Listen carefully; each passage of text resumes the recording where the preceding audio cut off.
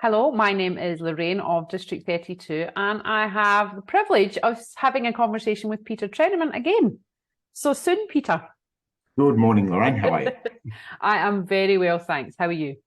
Yeah, not too bad. Not too bad. Some interesting things this week. Yeah, the interest of life. Yeah. So, Okay. look, what we're talking about today is I thought it would be really great for us to explore some case studies or common issues that come up for business owners in their everyday working life that they might not have thought about. So I thought it'd just be a great way to educate listeners and viewers on what to look out for. Sure. So I think today what we're going to actually talk about is that theme, what happens, what to look for in business when you make one small change that can have a knock-on effect to everything else in the business. That's it. So over to you then, Peter. Tell us about your client stories. Okay, so it happens on a reasonably regular basis. So I'll use a name which is indicative of the rest of a multitude of clients, and let's call him Ben. And Ben is part of a management team of a site which is not in Perth, it's out of Perth, and they're upgrading their internet connection. And when you upgrade the internet connection, you either ring a new provider or you ring your existing provider and say, "I'd like to upgrade it." The only trouble is that if you're running a business, there's more to it than just changing the connection. I was going to say, sounds like a reasonably simple request. I would think that's it, job done. No. The request is fairly simple.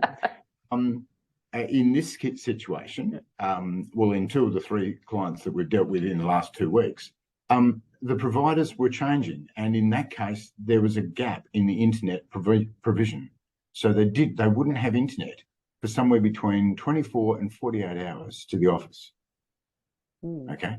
So each one of them had 5 or 6 staff, which they'd go dark. They wouldn't have internet connection for 24 or 48 hours.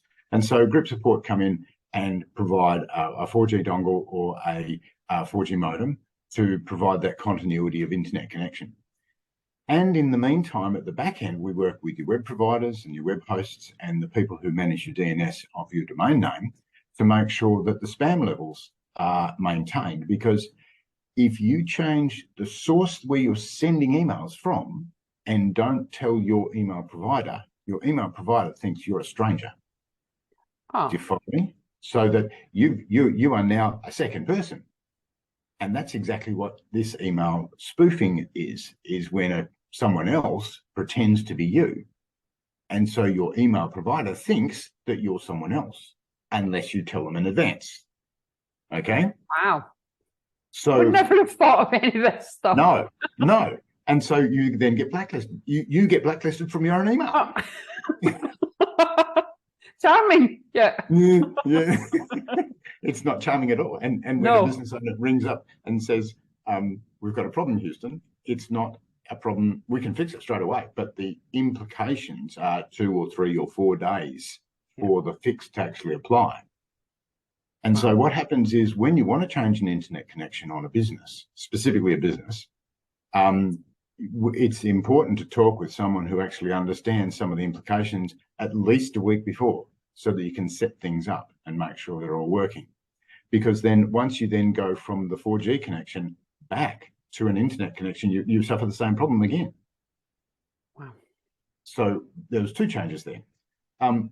Then there's the other side of things, is that if people are working from home and they're accessing documents that are sourced locally in the office on a NAS or a server, or they're sharing other documents on a desktop situation, how are they going to get in if the address has changed, if the external address has changed? So we need to manage that process as well to maintain performance and productivity of the staff. Everything doesn't ordinarily stay online at every point.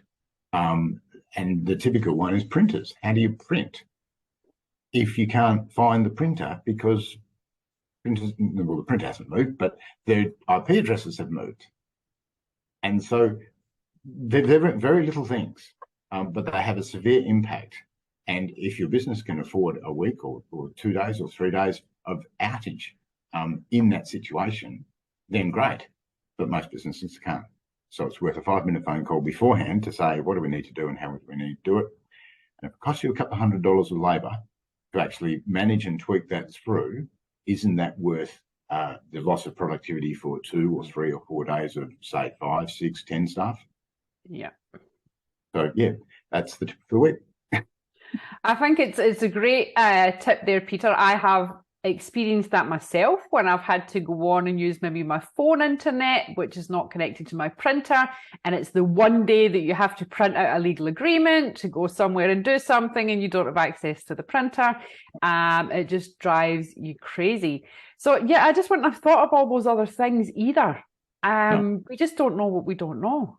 Well, nowadays, especially with spam and those sort of things, there's a huge complex mechanism behind making sure that spam is minimized, but the tolerance is very, very small.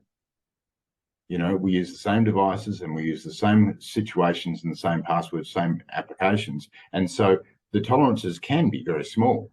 But the moment we move one of the things, it's out of kilter, and so that's all marked as black or grey or something, but not white. So yeah, and things like that. We are very intolerant to some of the more unwelcome parts of the IT industry, and making sure that we stay within those rules or within the constructs that we've actually created to keep those rules nice and make sure that we have clean emails and a fluid and working operational environment. Yeah, that's can get a bit gnarly sometimes.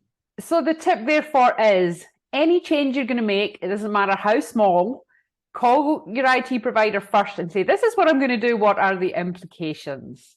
And it's worth a coffee or a beer or a phone call, just to say, what if? What do we do? You know, spitball it.